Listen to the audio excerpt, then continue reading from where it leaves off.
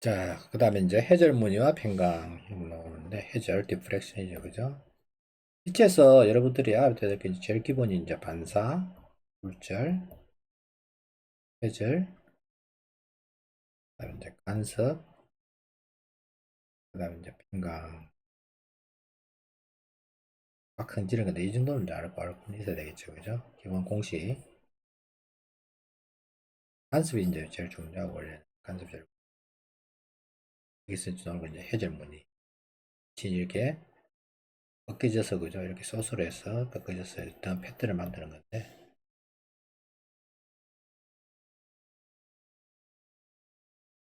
해절 무늬. 이렇게 강화를 하고 나서 스크린을 두면은, 불투명한 물체를 뒀어요. 그럼 이제 빛이 가면은 여기만 밝고, 그죠? 여기는 어두워야 되잖아요, 그죠? 근데 실제로 보면 어떠냐? 이렇게 무늬가 패턴이 나타난다. 제일 걱정인 게 뭐냐면은, 걱정인 게 뭐냐? 아주 조그마한 동전을 두고, 그죠? 동전을 두고, 여기다가 레지빛을 쏘면, 여기 빛이 이제 이렇게 쭉 온다 치면, 그죠? 여기가 이제 어둡게 돼야 되겠죠, 그죠? 여기 어두워져야 될 거고, 여기 이제 밝아야 되겠죠, 그죠? 그런데, 동전이 있는 상태에서 빛이 이렇게 지나가게 되면은, 이게 이제 해절이 돼갖고, 요 센터에,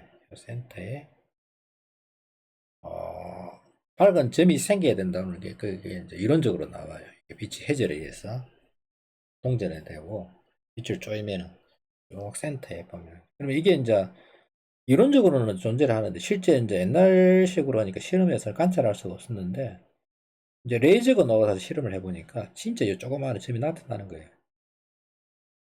무슨 얘기냐면은, 여기서 해저로 온 놈이, 요 정 센터가 거리가 똑같겠죠, 그죠? 그럼 여기서는 굉장히 뭐냐면, 보강 간섭이 일어나서, 해절되는 양은 굉장히 작을지는 몰라도 여기서 이제 어떤 무늬가 나타나는 게, 밝은 무늬가 나타난다, 센터점이.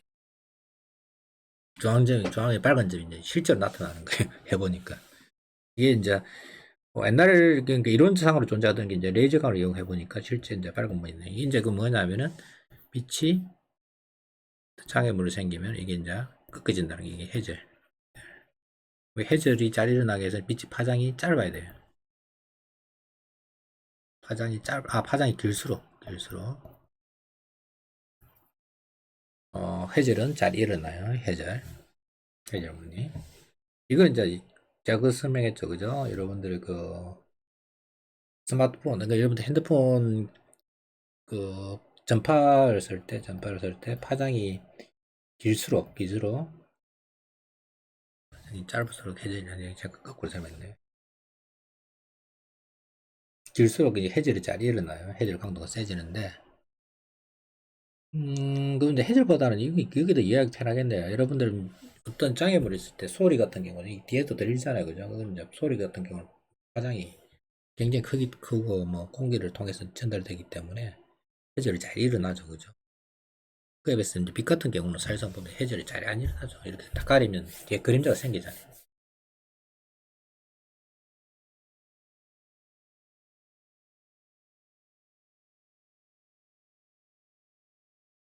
이 좁은 설에서 이제 이게 무늬가 생기는 걸 갖다 설명하는 거예요. 이게 슬릿을 놓고 레지를 쪼면 이제 이와 같은 무늬가 생기거든요. 이런 무늬가 생겨요.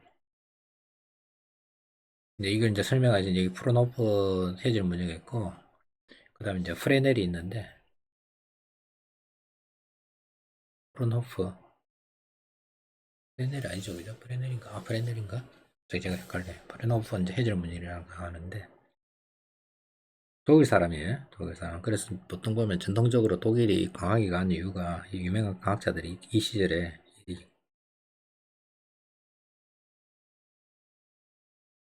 이 골겐스 원리에 의하면 이제 각 점들이 이제 한 소스가 돼서 이제 설명하는 이론이 이런 식으로 되어 있는데, 이거는 그냥 여러분들이 그냥 한번 읽고 그냥 보세요. 너무 이거는 강하게 좀 여러분들이 별 그렇게 뭐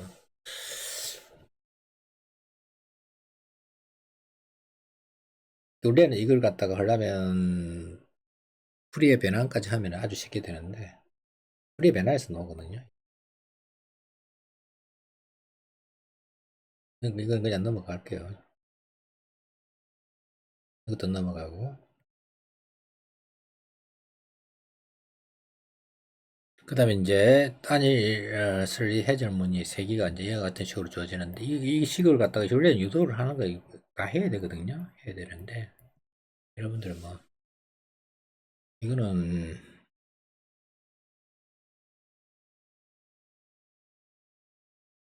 그 다음에 이중슬리 세 개도 마찬가지. 이게 이제 아까 말한 대로 요시 하고 이건 이제 우리가 그거였죠, 그죠? 요 두 식은 잘 안 보는데 어쨌든 이제 복잡한 식인데 사인에 사인 들어가죠, 그죠? 사인 들어가서 이제 이게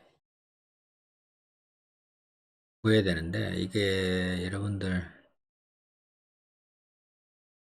원래는 이게 제대로 딱 해야 되는데 이게 그러기에는 뭐 너무 시간이 촉박해서 그냥 이건 그냥 이런 무늬가 이렇게 나타난다는 정도만 알고 있으면 돼요.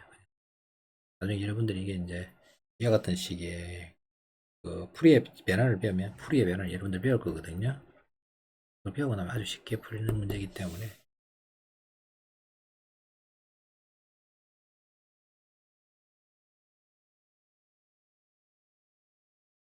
넘어갈게요. 이거는. 그 다음에 이거는 좀 알아두세요. 단위를 이해하는 플랜.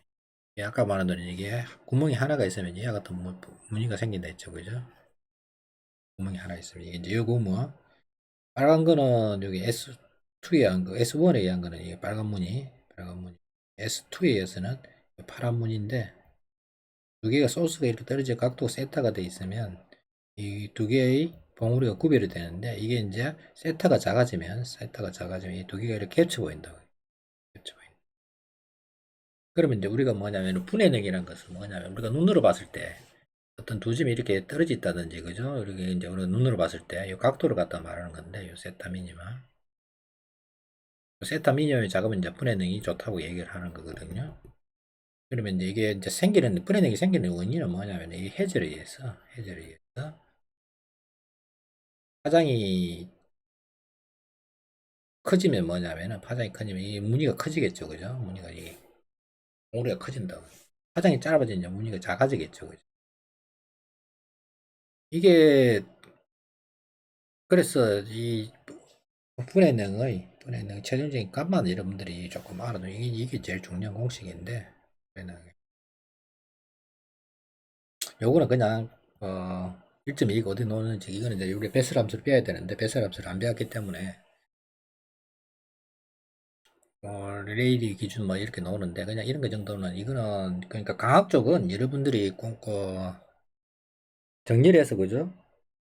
그냥 할 수밖에 없어요. 이걸 갖다가 다 그냥 뭐 여러분들은 설명하고 이게 이제 하기에는 너무 시간도 부족하고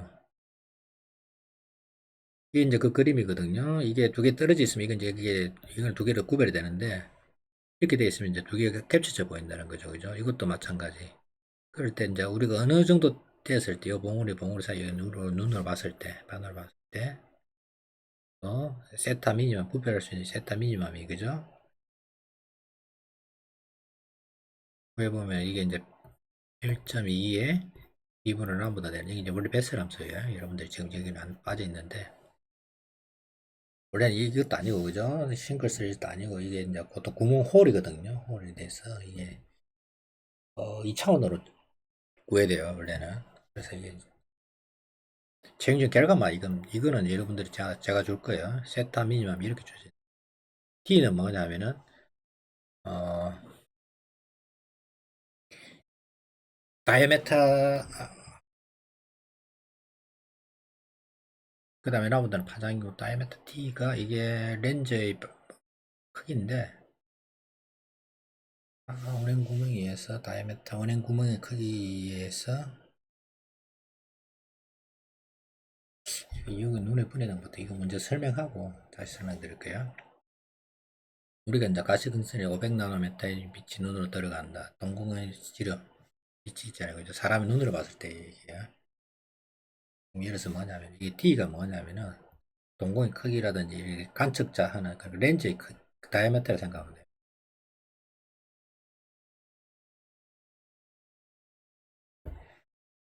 예를 들어 망원경이 있다 치면 망원경으로 했을 때 이렇게 이제 봤을 때, 그죠? 봤을 때, 요 망원경의 D를 말하는 거예요. D. 이게 여러분들이, 그 카메라 렌즈 쪽 설명할 때 이게 아마 좀 할 수 있을지 모르겠어요. 지금 카메라를 지금 우리가 한번 넘어와 버렸죠, 그죠? 카메라 렌즈의, 어, 카메라 렌즈보다는 아마 이 문제를 갖다 좀 알아뒀어요. 이 문제 푸는 걸 갖다. 뭐였죠? 세타 미니멈이 1.2D라는데 이 공식 이것만 과학에서 기본 공식인데 이게 분해나 눈의 분해나 이라든지 뭐 렌즈의 분해나 안 그러면은 레이더의 분해는 뭐 이럴 때 많이 쓰는 거예요. D는 이제 사람에서 이 동공 있잖아요, 그죠? 이 같은 경우 동공 빛이 들어가는 구멍이죠, 그죠? 렌즈 같은 게 빛이 들어가는 데. 아마 이런데 카메라를 많이 달아본 사람들은 이게 알 거예요. 이가 커지면 이게 동공 조리개죠, 그죠? 조리개 이걸 최대한 열면은 불의 능이 더 좋아진다고 해야 되나? 이게 후천거리가 라는 거 꽃게라 하나요? 참 제가 좀 이게 카메라 영어가 좀 서툴러서 좀 미안해요. 그래서 지금 이게 이제 1.5D 라모드 를 적용시켜야 되는데 지금 눈의 동공이 낮은 얼마냐면 2mm, 2mm, D가 이제 2mm 사람 눈이겠죠, 그죠? 동공 빛이 들어가니까 사람 눈이 있으면 이게 수정체가 있고, 그죠? 여기 동공이 있을 거 아니에요, 그죠? 또 이 동공이 다이메타 2 곱하기 10의 마이너스 3성. 그 다음에 라무다는 5 곱하기 10의 마이너스 7성. 지 500 나누니까.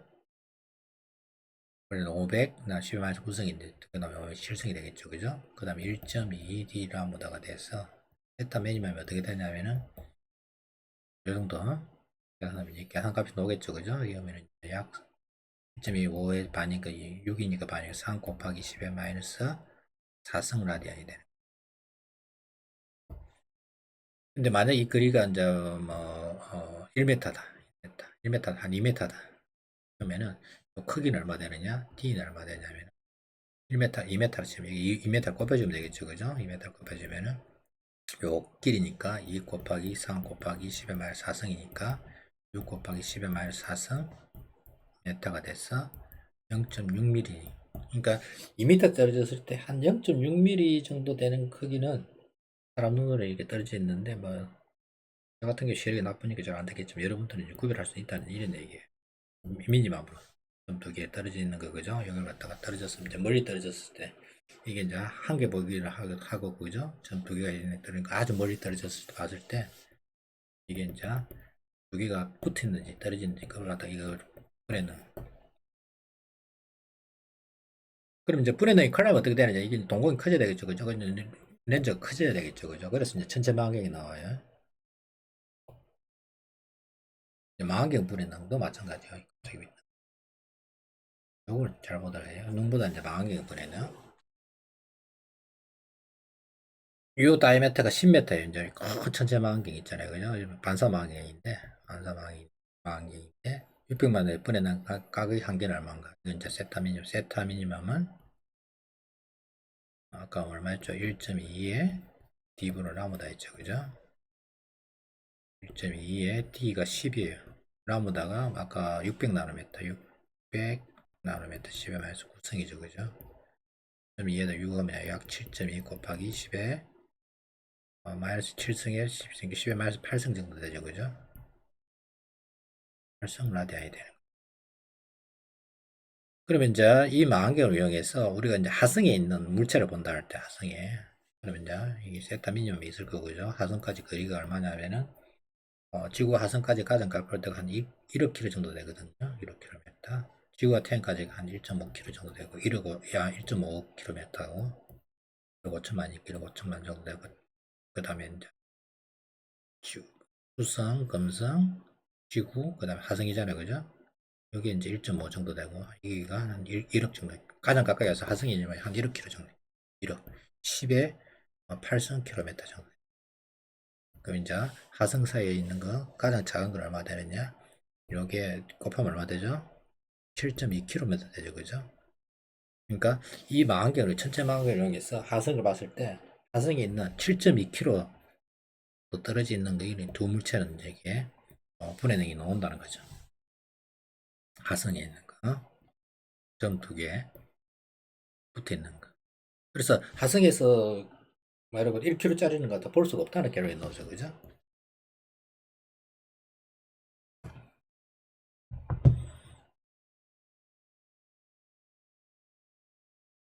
그래서 이제 우리가 이걸 알 수가 있어요. 천체망원경에서 망원경을 갖다가 반지름을 갖다가 큰 망원경을 쓰는 이유 중에 하나가 뭐냐면은 어, 그 망원경이 커지면 이제 빛이 많이 들어오겠죠, 그죠? 빛을 많이 모을 수 있겠죠. 그러니까 빛을 많이 모으는 것도 목적이 있고 두 번째가 뭐냐면 이 분해능이에요. 그래서 이제 망원경 갖다가 키우려고 하고 있는데 그래서 이제 대부분 이제 반사 망원경을 많이.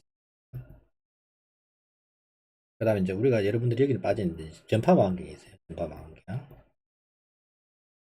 전파 망원경이 뭐냐면은 이제 이게 벨에서 오는 이 전파를 갖다가 은하계 있는데 오는 전파를 갖다 관찰하기 때문에 파장이 길어요. 파장이 D가 커진다고.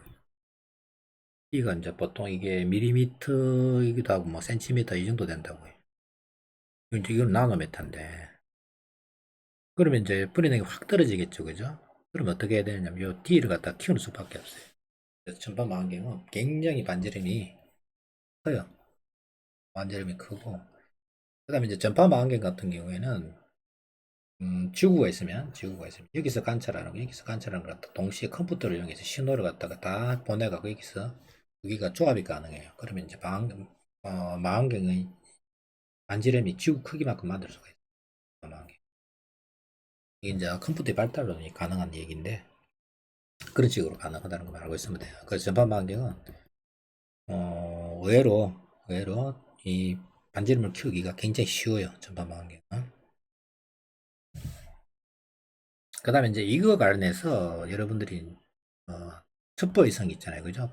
지구 궤도가 있을 때 이 첩보 위성 이제 지상을 관찰하잖아요, 그죠? 보통 첩보 위성이 이제 보통 도는 고도가 한 500km 정도 되거든요. 그 다음에 첩보 위성 키홀 같은 경우는 이게 이제 다이아미터가 한 이보다 작아요. 근데 뭐 우리가 편의상 한 10m짜리 망원경 실을 때 치면 10m는 아니에요. 여러분들 알고 있는 그 뭐죠? 허블 망원경 할게요. 허블 망원경이 2.5m거든요. 다이아미터가. 허블 망원경 500km 돌고 있고 이 정도가 일반적인 이제 첩보 망원경 정도 되는데 분해능이 어느 정도 되면 이건 이제 계산하면 되겠죠, 그죠? 세타 미니멈이 1.2에 E가 2.5m, 2.5m 전부 다 아까 600 정도 돼. 나노미터 6 곱하기 10의 7성 정도.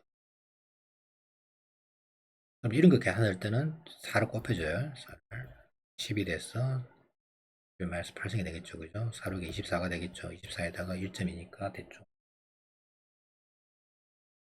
24에다가 1.1을 곱하면 24에다가 1.1을 곱하면 한 26일 되겠네, 뭐 대충 정도. 뭐 26니까 한 29 정도 되겠네. 한 30 잡았어. 계산하니까 30 잡았어요. 30 곱하기 10에 마이너스 곱성이었고 아까 얼마 했죠?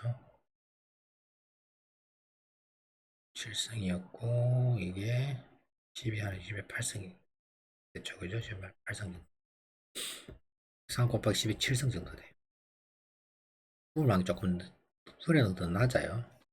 하는 대신에 후불망경은 이제 장점이 뭐냐면 지구 바깥이기 때문에 이제 되게 영향을 안 받는 거죠, 그죠? 후불망이 여러분들 허블망이 많이 들어보셨을 거예요, 허블망. 한 이 정도 되는 치면은 이제 곱하면 그죠? 그리고 얼마냐 500이니까 요 이제 최소 분의 크기가 나오겠죠, 그죠? 저기 떨어져 있는 거. 베타 미니멈에다가 얘를 곱해주면 되니까 3 곱하기 지금 12-7승이고, 그죠? 500km니까 500km, 10에 3승이죠, 그죠? 그럼 맞으면 3모 15에다가 10에 마이너스 5승, 이게 10 마이너스 2승이 되네요. 15m니까 15cm예요. 그래서 첩보위성이 볼 수 있는 크게 차이는 얼마 15cm까지 떨어져 있으면 볼 수가 있어요. 그러니까 적어도 15cm 정도 크기는 돼야 관찰이 가능하다는 얘기돼요. 그래서 뭐 첩보위성이 아무리 성능이 좋아도 신문에서 큰 활자 정도는 볼 수는 없어요. 아무리 좋아도. 그러니까 보통 보면은 뭐 첩보위성이 뭐 5cm, 10cm, 15cm가 보통 한계, 10cm 정도 뭐 좀 한계 커져도 10cm 이상을 줄일 수가 없어요. 500km 떨어져 있기 때문에. 그래서 이제 무인기를 써서 이제 훨씬 가깝게, 그죠? 한 10km를 만약에 줄인다 쳐봐요, 이게 높이를. 그러면 다 줄인다 치면 어떻게 되느냐? 50%저 분해능이 좋아져서, 그죠? 이거 50% 나눠주면 되겠죠, 그죠? 세타 미미링. 그러면 이제 그때는 50으로 나누면 얼마죠? 3이 되고 2이 돼서 0.3cm, 그러니까 한 3mm까지 더 보는 거죠, 그때 되면. 그래서 실제적으로 첩보위성이 한계가 커요. 한계가. 그러니까 막 여러분들 그 영화 같은 데 보면은 첩보위성이 막 사람 얼굴까지 감별하잖아요, 그죠? 그건 순뻥이에요. 있을 수가 없는 얘기예요. 무인기는 가능해요, 무인기. 이게 이제 낮게 날기 때문에. 그래서 우리가 이제 기본적 개념이 아까 말이 됐죠, 그죠? 두 개 떨어졌을 때 우리가 분할할 수 있는 세타 미니멈을 중요하고, 요 크기는 아까 말한 대로 거리에 이제 해서 요 크기가 조진다 했죠, 그죠? 여기.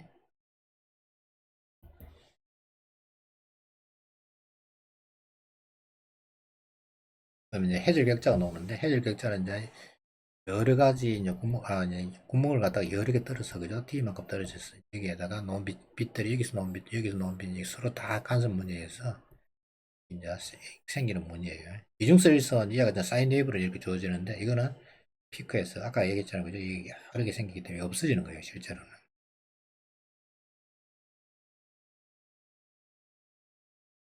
진짜 과학기기이기 때문에 이거는 여러분들이 그냥 하지 마세요.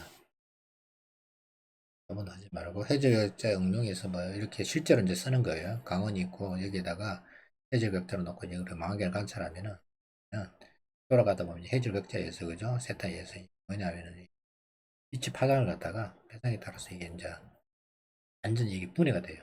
그래서 이제 과학 분석 기계는 많이 응용이 되는데, 여러분들은 뭐 과학 전공할 건 아니잖아요, 그죠? 이제 홀로그램이 나오는데 홀로그램도 마찬가지예요. 이게 여러분들이 뵐뭐 홀로그램 잠깐 설명할까요? 이제 홀로거든, 홀로. 그래. 이 전부 다 찍는다는 얘기거든요. 그래서 홀로그램은 3차 입체 영상으로 여러분들 알고 있잖아요, 그죠? 이 지금이 나와 있는데 이게 이제 필름이 있고 여기에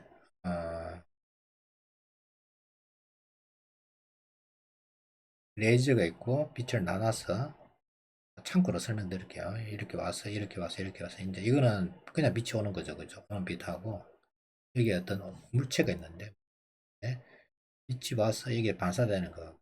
이렇게 오는 놈하고 이렇게 같이 출발했는데 여기에 이제 어떤 어, 두 빛이 간섭을 일으키겠죠, 그죠? 그래서 이 간섭 무늬를 갖다가 간섭 무늬를 여기다 기록을 해요.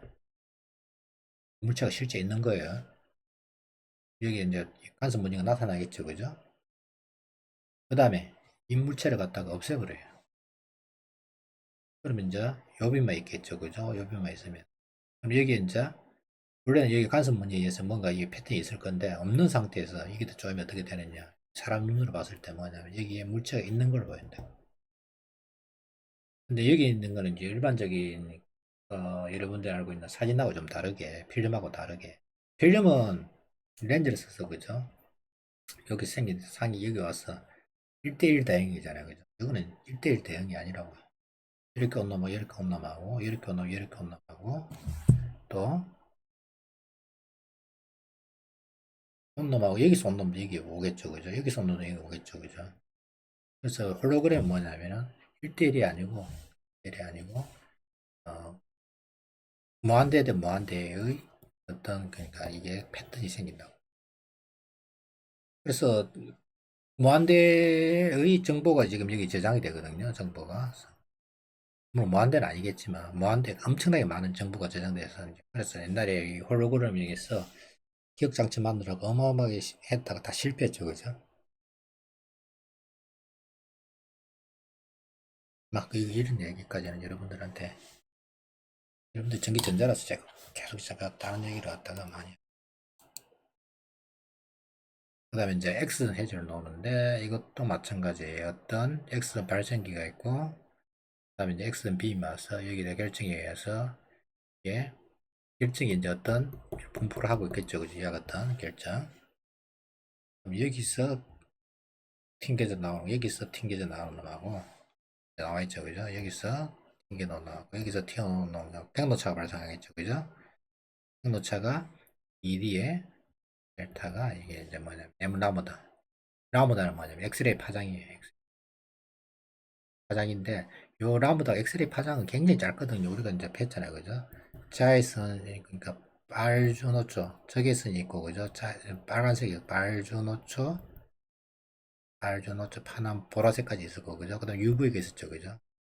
레드가 있었고 IR 있었고 이 적외선 파장이 점점 짧아지죠. 그죠? UV에서 요새 말하는 뭐 EUV, EUV 노즈, 익스트림 울트라 바이럴 때, 극 초단 뭐 자외선, 그다음에 이제 여기 이제 엑스레이가 나오죠, 그죠? 엑스레이 나오는 이제 감마레이 나오는데 이게 가면 갈수록 파장이 짧아진단 말이에요. 그럼 엑스레이 파장이 보통 이게 뭐냐면은 한 0.1 나노메타 정도 보통 뭐 옛날쯤에 이게 이제 옹스트롬을 많이 적었는.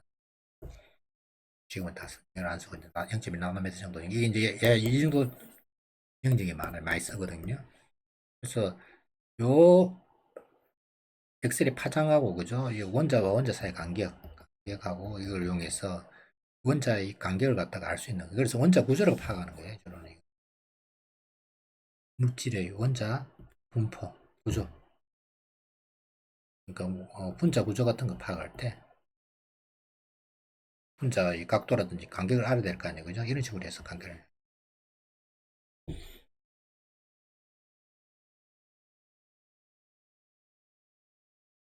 결정해야 하는 거예요. 그 다음에 이제 팽각이 나오는데 팽각, polarization. 빛은 이제 전자기파로 되어 되죠. 그죠? 전자기파가 되어 있는데 이게 이제 어떤 물질하고 이제 이렇게 극단적으로 이렇게 구리선이 있다 쳐봐요. 구리선은 뭐가 되죠? 자유전자가 되죠. 그죠? 빛이 이렇게 오면 지금 이제 구리선이 되어 있고 빛이 이런 분자 빛이 전자기파로서 그죠?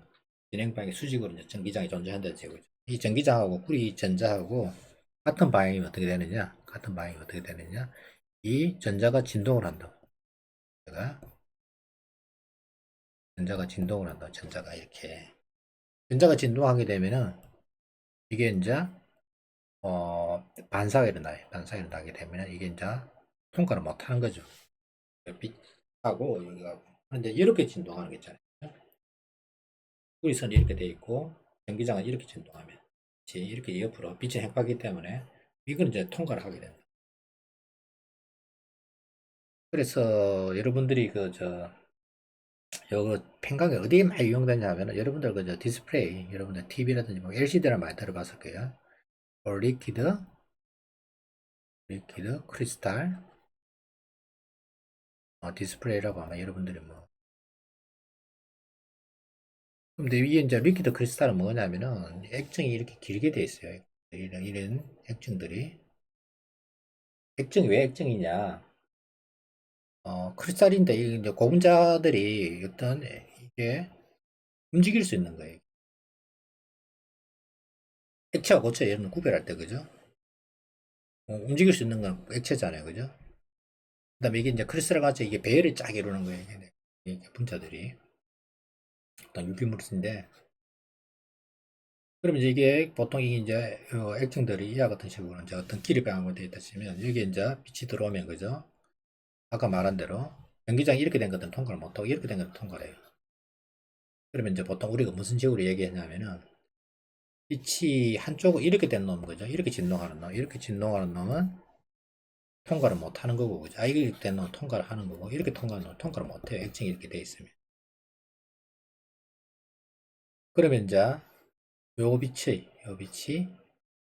팽강된 빛이라 이 빛이 이제 진동 일반적으로 요 빛이 요 전기장의 진동 방향이 이쪽 이렇게 아무렇게나 다 진동해 고르게 이제 분포되어 있는데 특별히 이제 한쪽 방향으로 진동하는 것 같다. 이게 이제 선행 팽각이래요. 오늘 선행 팽각은 이제 뭐 이렇게 Y축 방향으로 될 수도 있지만 요 X축 방향도 될 수 있겠죠, 그죠? 그래서 이제 이걸 갖다가 이와 같은 거 갖다가 한쪽 방향으로 이렇게 진동하든 이렇게 진동하든 이걸 갖다가 어 팽각이래요. 팽각 폴라라이제이션. 이게 이제 어디에 많이 응용되냐 하면은 이게 LCD도 그러니까 LCD는 그래서 이 팽강된 빛을 갖다가 LCD 구조를 갖다 이름 한번 조사를 한번 해보세요. 빛이 나오고 그죠? 빛을 만드는 게 LED 파일은 옛날에 이제 형광등 썼지만 이건 다 없어졌고 CCF는 다 없어졌고 LED에 이제 빛이 나오거든요. 여기에다가 TFT가 먼저 TFT가 있고 인피니트 트랜지스터가 있고 여기에는 액정이 있어요. 그 다음에 여기에 형광판이 뒤에 있어야 되겠네요. 그래서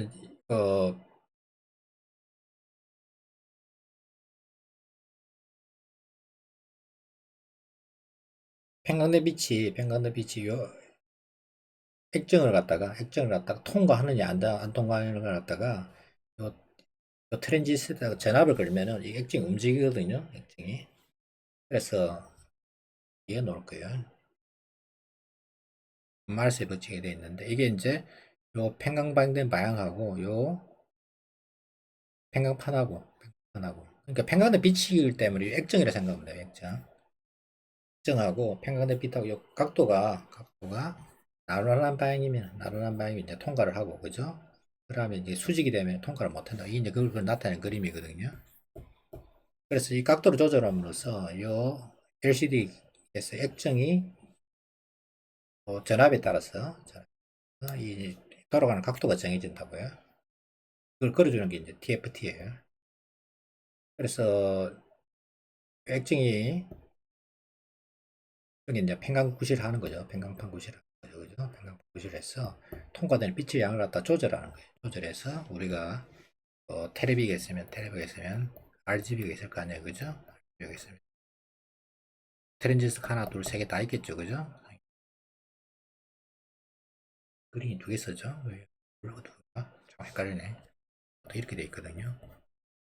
레드, 그린, 블루 이렇게 됐을 거예요. 그래서 여기 있는 색소를 갖다가 하나하나 다 조절하는 거예요. 빛이 트랜지스터가 RGB 두 개를 이제 같이 묶여져 있는데 전압을 걸어서 액정을 갖다 돌리는 거예요. 그래서 아마 여러분들이 TV 모니터 같은 거 눌러봤어요. 눌러보면은 무늬가 생기죠. 그죠? 그게 이제 뭐냐면 압력에 의해서 액정이 돌아가는 각도가 틀어져서 그죠? 이 무늬가 생기는 거예요. 그 다음에 이제 액정이 고장이 나는 경우가 있어요. 트랜지스터가 죽든지 그다음 액정이 잘 안 돌아가는 경우 이제 빛이 새는 거에 의해서 모니터가 망가지는 거죠. 그죠? 디스플레이가 안 되는 경우인데 그래서 그래서 이게 뭐냐면 엄청나게 지금은 좀 그런데 LCD 산업이 어마어마하게 커졌죠, 그죠? 디스플레이 산업이 커졌다가 지금 이제 그 뒤에 이제 올레드로 넘어왔죠. 그죠? 올레드라든지 여러분들이 쓰는 이제 스마트폰은 이제 거의 뭐 LCD 쓰는 건 거의 사라졌죠, 그죠? 지금 싼 핸드폰 옛날에는 전부 LCD를 썼죠, 그죠? 초창기에는 그러다가 이제 전부 다 이제 삼성에서 올레드를 갖다 섞어나는 바람에 거의 다 올레드를 다 쓰고 있고 그 뒤에 이제 뭐 다른 거 있는데 애플도 이제 원래는 이제 올레드 안 쓰다가 이제 옛날에 전부 LCD를 썼죠, 그죠? LCD를 쓰다가 지금은 이제 다 올레드로 다 넘어왔죠. 그래서 옛날에 이게 이제 펜간을 갖다가 삼성 같은 거, 삼성 디스플레이 같은 거 보면은 이게 엄청 어마어마하게 중요했어요. 액정을 썼기 때문에. 산업도 어마어마하게 컸고. 근데 이제 지금은 다 이제 원래대로 넘어가는 판국이기 때문에 옛날보다는 이 편각에 대한 그런 게 관심이 많이 줄었죠. 그죠? 그래도 아직까지도 여러분들이 쓰는 그 모니터의 대부분은 이 LCD 모니터이기 때문에, LCD 모니터 때문에 기본적인 요 개념은 있어야 되고, 그 다음에 이제 반사에 의한 편각이 있는데, 이것도 뭐 반사에서 특별한 각도에서 이제 반사의 편각이 생긴다는 얘기인데, 이렇게 생각하면 돼요. 빛이 평면이 있고, 그죠? 빛이 이렇게 들어가잖아요, 그죠? 옆으로 이렇게 진동으로 넣으면 이 반사돼서 이렇게 튕겨 나갈 거 아니에요, 그죠? 빛이 왔다가 이렇게 튕겨서 나갈 건데, 이렇게 이제 진행 방향이 이게 수평으로, 그죠? 이렇게 된 놈들은 반사가 잘 일어나요. 그에 비해서 진행 방향이 이게 수직으로 되는 놈 여기서 보면 특별한 각도 되면은 이게 반사를 못해요. 그래서 한쪽 방향만 이렇게 반사돼서 오는 경우. 그래서 이제 반사에서 특별한 각도에서 이게 이제 평각이 일어나는 거예요. 그 방향은 뭐냐면은 이렇게 옆으로 날아가는 케이스가 있어요. 적당한 가격에서 입사하면은 뭐 이거는 여러분들이 강하게서 그냥 잘 아니라 이거는 잘 생각하지 마세요. 벽굴처럼 뭐 일어나는 거. 이건 이제 그 지구과학에서는 굉장히 중요해요. 강석에서 방해석에서 강수계라든지 이걸 갖다가 뭐죠? 평강 해미결에서 물질을 갖다가 그러니까 암석 같은 거 구별할 때 어마어마하게 많이 쓰는. 그런데 뭐 물리에서는 별 그렇게 전문적으로 하는데 사람 굉장히 중요해요. 그냥 넘어갈게요. 그다음에 이거는 좀 알아두세요. 기본적인 개념이기 때문에 여러분들 그 이거는 많이 쓰는 개념이기 때문에 이용이 많이 돼요. 이게 카메라라든지 이런데 이것도 똑같은 논리예요. 평가되지 않은 햇빛이 이렇게 오면은 빛이 이제 이렇게 진동할 수도 있고 이렇게 사방으로 진동이 되겠죠. 그죠? 근데 공기 분자가 있다 치면 빛이 이렇게 와서 이렇게 되는 놈은 진동 올 수는 있죠. 그죠? 무슨 얘기냐면은 와서 튕겨져 나가는데 이렇게 되는 놈은 튕겨져서 그냥 그대로 이렇게 갈 수 있게 되는 가능한데 이렇게 진동하는 놈이 늦췄어. 이렇게 갈 수 있느냐? 못 가는 거죠. 여기. 그래서 이게 어, 공기 분자에서 산란이야 평강이 일어나요. 그 다음에 이제 산란을 갖다가 지금 우리가 안 폈는데 산란은 이렇게 이제 스캐터링이죠, 그죠? 스캐터링. 빛이 와서가 이렇게 스캐터링이 튕겨져 나가는 거 말이에요. 예? 그럼 이제 여러분들 생각해서 볼 때 공기 분자에 다 치면 대부분의 빛은 다 통과를 하죠, 그죠? 통과를 하는데 개중에는 이게 이제 튕겨져 나가는 거. 이게 튕겨져 나가는데 여러분 생각할 때 와서 이렇게 가는 놈은 이렇게 가는 놈이 더 확률이 더 크겠죠, 그죠? 아무래도 그죠? 그런데 이제 여기서 이제 중요한 이제 팩터가 있는데 산란 공식이 있거든요. 이게 이제 라무다 4성분이 데 이만큼 산란 확률이 증가하는 이런 것 때문에 이제 파장이 작으면 작을수록 잘 튕겨져요. 클수록 어떻게 되느냐? 그냥 다 통과를 해요. 그래서 지금 책에 이제 빠져 있는데 산란에 의해서는 우리가 이제 하늘이 하늘이 푸른 이유가 여기 이제 이거로 설명이 되는데 이 책에는 없어요. 이게 하늘이 푸른 이유가 뭐냐면은 지구가 있고 그죠? 태양에서 햇빛이 오잖아요. 그죠? 그럼 여기서 오면 이제 튕겨진다고 이렇게 튕겨져 놓으면은 파장이 짧을수록 그죠? 파장이 짧을수록 잘 튕겨져요. 그럼 이게 공급에 튕겨진 게 이제 우리 눈에 들어오면 이게 뭐냐면 이게 이제 파란 하늘이 되는 거죠. 눈으로 봤을 때. 그에 비해서 이제 하얀 구름이 있다 치면 구름은 물방울이 크겠죠. 그죠? 그러면 이 같은 경우는 이게 이 산량 공식이 아니고 커지면 뭐냐면 모든 햇빛이 다 튕겨져 나가요. 튕겨져 나가요. 그러니까 어떻게 되느냐? 모든 빛이 다 들어오는 거죠. 그죠? 파란빛 바다면 그러면 이게 모든 빛이 다 들어오니까 사람 눈에 뭐를 보여요? 하얀색을 보여요. 하얀색으로. 여러분들 하얀색은 빛이 다 모여 있는 거죠. 그죠? 모든 빛이 다 들어오는. 그래서 하늘에 보면 구름이 하얗기도 하고 좀 까맣기도 하고 그래 되잖아요. 그 다음에 여러분들 이제 백사장에 가면은, 백사장, 그저 바닷가, 마른 모래 같은 경우는 보면 이게 이제, 모래 알갱이가 있으면은, 모래 알갱이보다 여러분들 그게 더 낫겠네요. 밀가루 있죠, 그죠? 하얀 밀가루. 하얀 밀가루가 있는데, 하얀 밀가루가 있는데, 이게 이제 분말이 굉장히 작단 말이에요. 작으면 어떻게 되느냐? 모든 빛을 다 튕겨내요, 이게. 분말이 하얀 거는. 아까 구름도 마찬가지고, 물방울이 이렇게 있으면. 눈도 마찬가지고. 다 튕겨내면 그냥 하얗게 보이는 게 뭐든지. 그런데 여러분들이 밀가루를 갖다가 물에 묻혀서 뭉치면 어떻게 되느냐? 색깔이 하얘요? 보통 보면 누렇게 되죠, 그죠? 그게 이제 고유 색깔이죠. 마찬가지로 바닷가 모래사장에 있는 모래도 보통 하얗잖아요, 그죠? 그런데 그게 이제 물에 젖으면 어떻게 되느냐? 또 그 색깔이 그 갈색이라든지 그죠? 본래 그 색깔이 모래 색깔이 나타나는 거죠. 물에 젖으면은. 그게 이제 산란을 갖다가 산란이 일어나면 보통 이제 이렇게 입자가 파장보다 좀 큰 입자들은 어떻게 되느냐? 모든 빛을 다 튕겨내기 때문에 그때는 하얗게 보여요. 모든 것들 뭐든지 다 하얗게 보이다가 담배연기도 마찬가지고 담배연기가 올라갈 때 하얗잖아요, 그죠? 담배연기 모으면 누렇게 되잖아요. 이게. 그래서 나중에 모으면. 그래서 이제 그보다는 이제 공기 분자가 굉장히 작아지잖아요, 그죠? 그러면 뭐냐면은 파장이 짧은 빛을 살아내요.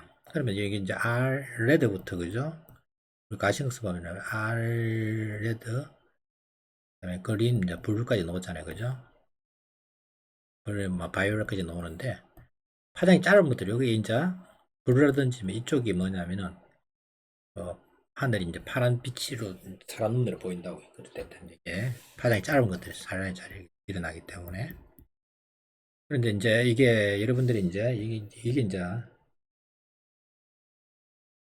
지구가 있을 때 이렇게 이제 와서 여기서 이제 산란이 되니까 우리 여기서 보면 이게 이제 하늘이 푸르게 보이는데 해가 질 때 있잖아요, 그죠? 해가 질 때는 어떻게 되냐면은 우리가 이제 이렇게 통과해 오겠죠, 그죠? 여기 다 산란되고 나서 우리 눈에 들어오는 건 뭐냐면은 파란빛은 사라지고 맨 마지막에 나오는 빨간빛 있죠, 그죠? 예, 스펙트럼 있으면 빨간색부터 바이올까지 이게 이제 빨간색 이쪽 영역이 있잖아요, 그죠? 파장이 긴 것들은 다 통과를 뚫고 들어온다고요. 그래서 여러분들이 해가 뜨거나 이제 해가 질 때 보면은 이게 이제 해가 굉장히 붉게 보이는 이유가 여기 있는 거예요. 파란색은 다 튕겨 나가버리고 나가버리고 눈에는 요 빨간 빛만 들어. 빨간 빛만. 예, 안 튕겨져 나가고. 그래서 서울 시내에서 가장 그 해를 그 뭐죠? 해를 멋있게 그 석양이 지는 데가 어디냐면은 아마 여러분들이 그 강암동 하늘공원이라고 옛날 난지도 쓰레기장이 있거든요. 거기서 보면 이제 해가 지는데 그 이유가 뭐냐면 중국에서 미세먼지들이 굉장히 많이 날아오기 때문에 예, 먼지가 찌라면 찌랄수록 이게 하늘이 아예 태양이 굉장히 붉게 보여요. 왜냐 파란 게 더 많이 튕겨 나가기 때문에 굉장히 붉게 보이죠. 물론 이제 이렇게 동해같이 그죠? 이렇게 돼 있으면 해가 이렇게 돌 거 아니에요, 그죠? 굴절이 일으키기 때문에 여기 있는 게 굉장히 굴절 길이가 이 토가 되는 길이가 길면 길수록 예, 파란 빛이 많이 사라지기 때문에 보이는 이제 태양은 훨씬 더 붉게 보이는 거죠. 이게 이제 산란까지. 그지? 그 다음에 이제 공기 분자에서 이제 팽각이 일어나기 때문에 여러분들 사진 찍을 때는 이제 그게 너무 세면은 또 이게 그 사진이 잘 안 나오거든요. 그래서 이게 같은 경우는 또 팽강을 써서 팽강계를 써갖고 햇빛을 양을 좀 줄이기도 하는데 아마 이거는 사진 찍는 사람들은 좀 알 거예요. 팽강 팽강 필터를 많이 써요. 팽강 필터까지. 눈이 부실 때나 그죠? 그럴 때 반드시 선글라스를 껴야 돼요. 선글라스. 네. 선글라스는 그러니까 아까 말한 대로 이렇게 반사되는 빛이 이쪽으로 되어 있기 때문에 그걸 차단하는 쪽으로 그죠? 이게 이제 선글라스를 갖다 팽강 그러니까 일반적인 선글라스는 반드시 팽강이 돼야 돼요. 그래야 눈이 반사되는 빛이 아까 반사되는 빛이 그죠? 팽강되어 잘 일으킨다 했죠, 그죠? 그래서 어, 여러분들이 이제 스키장에 고글을 쓴다든지 할 때는 반드시 이게 그 평강이 된지, 평강 렌즈인지 아닌지를 갖다가 알아봐야 돼요. 찾는 요령이 굉장히 쉬워요. 이 렌즈, 저 선글라스 두 개를 갖다가 이렇게 겹쳐서 그저 돌려보면은 이게 이제 밝기가 바뀌어야 돼요. 하나하고 여기 렌즈가 이렇게 두 개 돼 있어요. 선글라스 있잖아요. 그죠? 두 개를 겹쳐서 이렇게 돌려보면은 이게 밝기가 바뀌는 게 이 평강판이기 때문에 그죠? 좋은 그 선글라스를 더 쉽게 알 수가 있어요. 자, 여기까지 해서 일단 이 37장까지 해서 끝나도록 할게요.